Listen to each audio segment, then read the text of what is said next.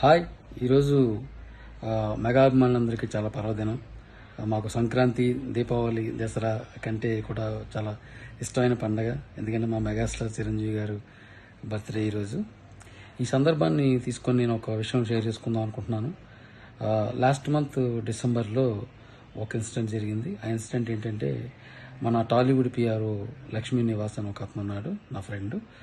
అతను all of sudden ఏదో problem అయ్యి హాస్పిటల్లో జాయిన్ అయితే వాళ్ళ వైఫ్ నాకు కాల్ చేసి అన్నయ్య అర్జెంటుగా రండి అంటే నేను వెళ్ళాను. చాలా ఊరు చివరి ఎక్కడో హాస్పిటల్, అవుట్స్కట్స్లో ఎక్కడో హాస్పిటల్లో పెట్టారు. అక్కడికి వెళ్ళేసరికి సిచ్యువేషన్ చాలా గందరగోళంగా ఉంది. 189 బీపీ ఉంది అతనికి. బ్రీతింగ్ అందుకోవట్లేదు, కొట్టుకుంటున్నాడు. ఈలోపు అక్కడున్న డాక్టర్స్ మేమేం చేయలేమన్నారు.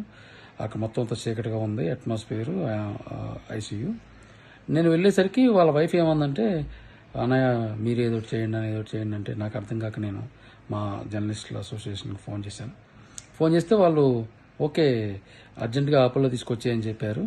తీసుకొచ్చేయన్నాను. నేను అక్కడ చెప్పాను అపోలోకి షిఫ్ట్ చేస్తామని. అంటే డాక్టర్ ఏమన్నాడంటే, ఏమంటే ఇతనికి బీపీ పెరిగిపోతుంది 1 అవర్కి, సో ఇక్కడి నుంచి తీసుకెళ్ళడం అంటే ప్రాబ్లం ఏమో అన్నాడు. అది మీరే రిస్క్ తీసుకోవాలన్నాడు. ఇక్కడ చూస్తేనేమో వీళ్ళ వైఫ్ నా దగ్గరకు వచ్చి, అన్నయ్య డెసిషన్ మీరే తీసుకోండి అంటుంది. నాకు ఏం చేయాలో తెలియట్లేదు, ఇక్కడ రిస్క్ చేయాలి, ఏం చేయాలో తెలియక ఐసీయూ నుంచి బయటకు వచ్చి ఒక పక్క రూమ్లో కూర్చొని ఆలోచిస్తుంటే నాకు ఒకటి అనిపించింది. ఎందుకంటే నేను చిన్నప్పటి నుంచి ఎవరు లోగా ఉన్నా, ఎవరికి బాగోకపోయినా వాళ్ళందరికీ ఒకటే చెప్తుంటాను నేను, అది మెగాస్టార్ చిరంజీవి గారు సూత్రం.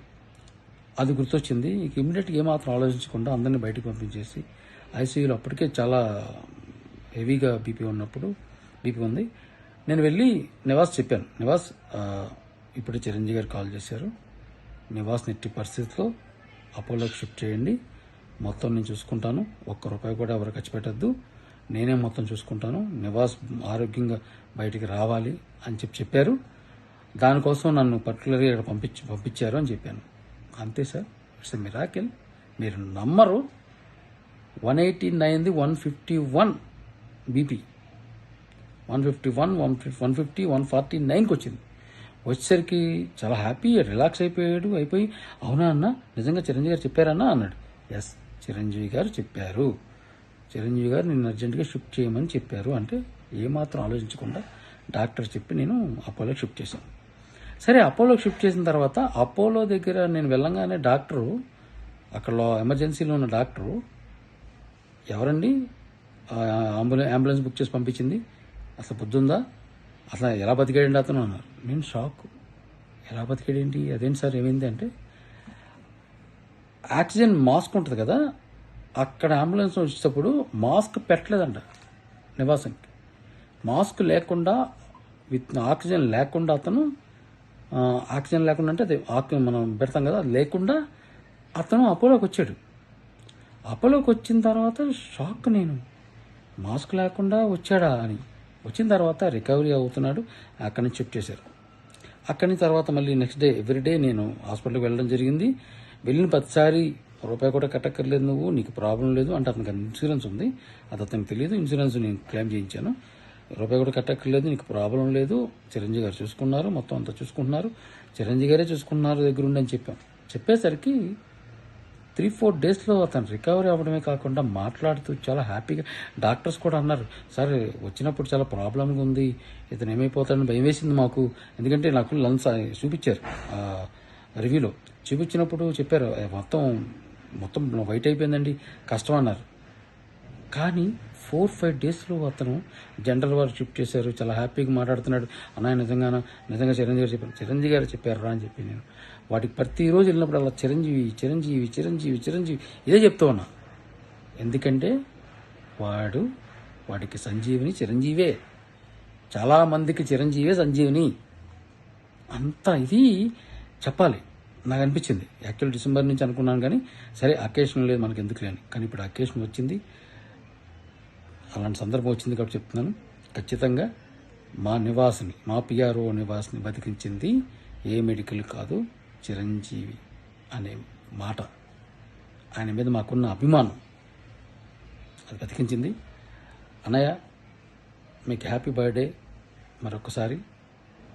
మీరు పుట్టి మాలాంటి వాళ్ళని చాలామందిని బ్రతికిస్తున్నారు. ఇది వాస్తవం.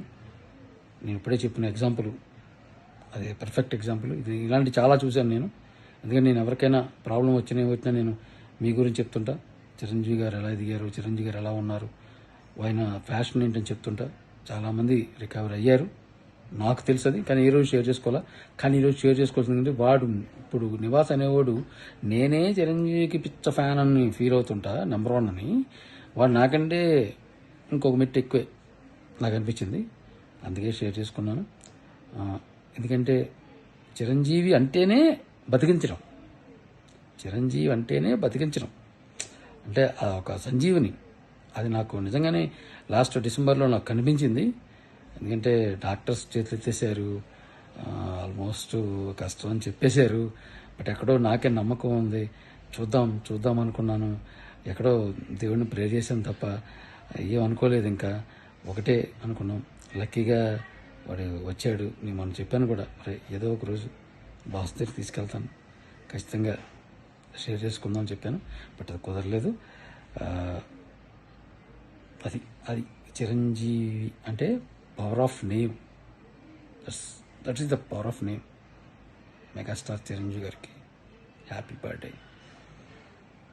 మీరు ఇంకా ఎన్ని సంవత్సరాలైనా ఇలాగే ఉండాలి, ఇలాగే ఉండి తీరాలి. మా కోరిక అంతే, ఇలాగే ఉండి తీరాలి కాక.